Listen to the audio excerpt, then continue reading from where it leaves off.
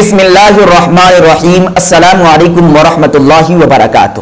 حضرات ناظرین و سامعین، رمضان المبارک کے مہینے میں اکثر لوگ یہ سوال کرتے ہیں کہ کیا اس چیز سے روزہ ٹوٹ جائے گا، کیا اس چیز سے روزہ ٹوٹ جائے گا، کیا اس چیز سے روزہ ٹوٹ جائے گا، طرح طرح کے سوالات کیے جاتے ہیں۔ تو میں نے سوچا کہ کیوں نہ ان تمام تر چیزوں کو ایک ویڈیو میں جمع کر دوں کہ جس سے روزہ ٹوٹ جاتا ہے۔ تو آج کی اس ویڈیو میں ان تمام تر چیزوں کا ذکر کروں گا، ان تمام تر چیزوں کو بیان کروں گا، ان تمام تر چیزوں کو جمع کروں گا کہ جس کا استعمال کرنا ایک روزے دار کے لیے ممنوع ہے، جس کا استعمال کرنا ایک روزے دار کے لیے صحیح اور درست نہیں ہے۔ یعنی اگر کوئی روزے دار شخص ان چیزوں کا استعمال کرتا ہے تو اس سے اس کا روزہ ٹوٹ جائے گا، اس سے اس کا روزہ فاسد ہو جائے گا۔ ہو سکتا ہے کہ یہ ویڈیو تھوڑی سی لمبی ہو جائے، لیکن یہ ویڈیو آپ کے لیے بہت ہی خاص ہونے والی ہے، یہ ویڈیو آپ کے لیے بہت ہی فائدہ مند اور مفید ثابت ہونے والی ہے۔ دیکھیے، ان تمام تر چیزوں میں سے سب سے پہلی چیز یہ ہے کہ اگر کوئی شخص روزے کی حالت میں اگربتی یا کسی اور چیز کا دھواں منہ میں یا ناک میں لیتا ہے تو اس سے اس کا روزہ ٹوٹ جائے گا، اس کا روزہ فاسد ہو جائے گا۔ یہ مسئلہ آپ کو شامی جلد 3 صفحہ 366 پر مل جائے گا۔ اسی طریقے سے اگر کوئی شخص دوا یا پانی کی بھاپ کا بھپارا لیتا ہے تو اس سے بھی اس کا روزہ ٹوٹ جائے گا، اس سے اس کا روزہ فاسد ہو جائے گا۔ اسی طریقے سے تیسری چیز یہ ہے کہ اگر کوئی شخص صحت مند ہے، تندرست ہے، لیکن دمے کے مرض میں مبتلا ہے، اس کے لیے انہیلر کا استعمال کرنا ضروری ہے، تو ایسے شخص کے روزے کے بارے میں علماء کرام کے 3 اقوال ہیں۔ پہلا قول یہ ہے کہ ایسا شخص مطلقاً معذور ہے، ایسے شخص کے لیے حکم یہ ہے کہ یہ شخص روزے کو ترک کر دے، روزے کو چھوڑ دے، اور جب یہ شخص صحت مند ہو جائے، تندرست ہو جائے تو پھر ان روزوں کی قضا کرے اور فدیہ ادا کرے۔ اور دوسرا قول یہ ہے کہ اگر کوئی شخص دمے کے مرض میں مبتلا ہے، صحت مند اور تندرست ہے، اگر وہ شخص انہیلر کا استعمال کرتا ہے تو اس سے اس کا روزہ ٹوٹے گا نہیں، اس کا روزہ باقی رہے گا۔ آنے والے زمانے میں ان روزوں کی قضا کرنا اس کے لیے ضروری نہیں ہے۔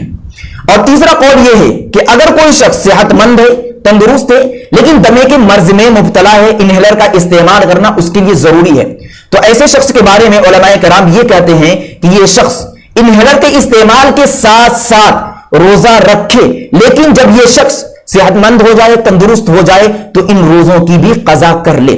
اور یہ تیسرا قول ہی زیادہ بہتر ہے، ہمیں اور آپ کو اسی قول پر عمل کرنا چاہیے کیونکہ احتیاط اسی میں ہے۔ اسی طریقے سے تیسری چیز یہ ہے کہ اگر کوئی شخص جان بوجھ کر قصدن قے کر دیتا ہے، جس کو الٹی کہتے ہیں، تو اس سے بھی اس کا روزہ ٹوٹ جائے گا، لیکن اختلاف اس میں ہے کہ منہ بھر کر قے شرط ہے یا نہیں۔ امام محمد علیہ الرحمہ فرماتے ہیں کہ چاہے قے منہ بھر کر ہو یا نہ ہو، دونوں صورتوں میں روزہ ٹوٹ جاتا ہے، لیکن امام ابو یوسف علیہ الرحمہ منہ بھر کر قے کی شرط لگاتے ہیں، اور امام ابو یوسف علیہ الرحمہ کے قول پر ہی فتویٰ ہے۔ یہ مسئلہ آپ کو در مختار جلد 3 صفحہ 393 پر مل جائے گا۔ اسی طریقے سے 5ویں چیز کہ جس سے روزہ ٹوٹ جاتا ہے کہ اگر روزے دار کی نکسیر پھوٹی اور وہ خون ناک کے ذریعے سے منہ میں جا کر حلق میں اتر گیا تو اس سے بھی اس کا روزہ ٹوٹ جائے گا، اس کا روزہ فاسد ہو جائے گا۔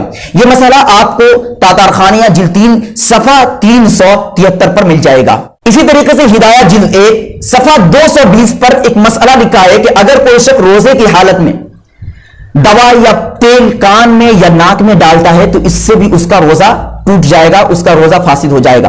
لیکن جدید تحقیق کے مطابق بعض علماء کرام یہ کہتے ہیں کہ یہ مفسد صوم نہیں ہے، یعنی اس سے روزہ نہیں ٹوٹتا ہے، جبکہ فتویٰ پہلے قول پر ہے، قدیم زمانے کے مسئلے پر ہی فتویٰ ہے۔ احتیاط اسی میں ہے کہ روزے کی حالت میں کان اور ناک میں نہ ہی دوا ڈالی جائے نہ ہی تیل ڈالا جائے۔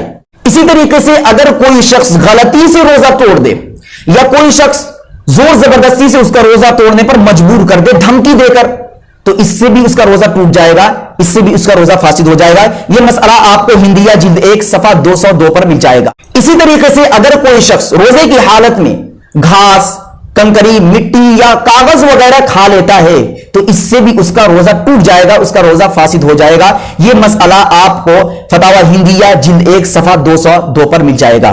اسی طریقے سے روزے کی حالت میں بیڑی، سگریٹ، حقہ وغیرہ کے پینے سے روزہ ٹوٹ جاتا ہے۔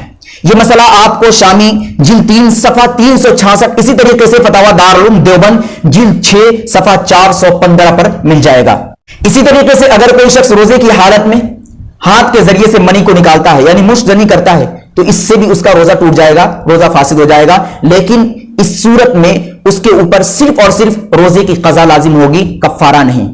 اسی طریقے سے اگر کسی شخص کو احتلام ہو گیا اور احتلام کے بعد اس نے یہ گمان کیا کہ احتلام کی وجہ سے روزہ ٹوٹ گیا اور اس نے کچھ کھا لیا یا پی لیا, تو اس کا روزہ ٹوٹ جائے گا, اس کا روزہ فاسد ہو جائے گا. واضح ہے کہ احتلام کی وجہ سے روزہ نہیں ٹوٹتا, بلکہ احتلام کے بعد اس نے جو عمل کیا, احتلام کے بعد اس نے جس وہم میں کھا لیا, اس کھانے کی وجہ سے اس کا روزہ ٹوٹ جائے گا, اس کا روزہ فاسد ہو جائے گا. یہ مسئلہ آپ کو شامی جلد 3 صفحہ 375 پر مل جائے گا.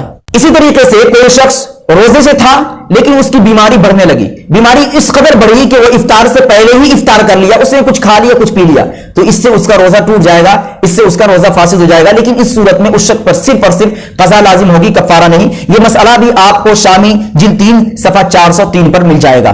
اسی طریقے سے اگر کسی شخص نے جان بوجھ کر روزہ توڑ دیا اور اسی دن وہ بیمار ہو گیا, تو اس صورت میں اس شخص پر صرف اور صرف قضا لازم ہوگی, کفارہ نہیں. یہ مسئلہ آپ کو ہندیہ جلد 1 صفحہ 206, اسی طریقے سے فتاوی دارالعلوم دیوبند جلد 6 صفحہ 427 پر مل جائے گا. اسی طریقے سے اگر کوئی شخص روزے کی حالت میں اپنی بیوی سے جمع کر لیتا ہے اور یہ دونوں راضی ہیں, تو اس صورت میں دونوں کے اوپر قضا اور کفارہ دونوں لازم ہوگا. لیکن اگر شوہر نے زبردستی جمع کیا تو اس صورت میں صرف اور صرف شوہر پر قضا اور کفارہ لازم ہوگا اور بیوی کے اوپر صرف اور صرف قضا لازم ہوگی. یہ مسئلہ آپ کو عالمگیری جلد 1 صفحہ 205 پر مل جائے گا.